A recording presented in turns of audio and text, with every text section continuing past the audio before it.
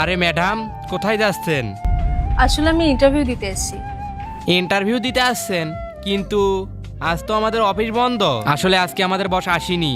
নানা গার দাদা আজকে আমাকে ইন্টারভিউর জন্যই ডেকেছে, কিন্তু অফিস কি করে বন্ধ হতে পারে?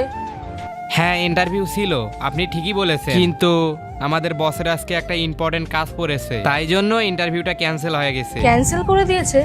কিন্তু দাদা আমি অনেক দূর থেকে এসেছি, আর আজকের জন্যই তো স্যার আমাকে বলেছিল, কিন্তু অফিস বন্ধ কি করে হয়ে গেল?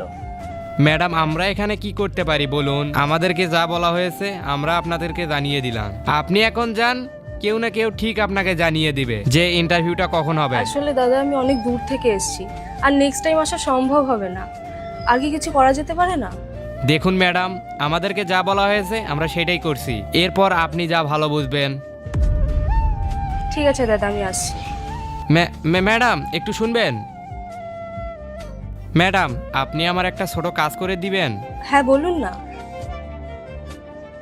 ম্যাডাম, এখানে না 5,000 টাকা আছে, আপনি আমার গ্রামের ভাইকে একটু পাঠিয়ে দিবেন। ওই যে কি সব হয় না, ফোন পে, ওখানে একটু পাঠিয়ে দিন না। হ্যাঁ অবশ্যই, আমাকে দিন।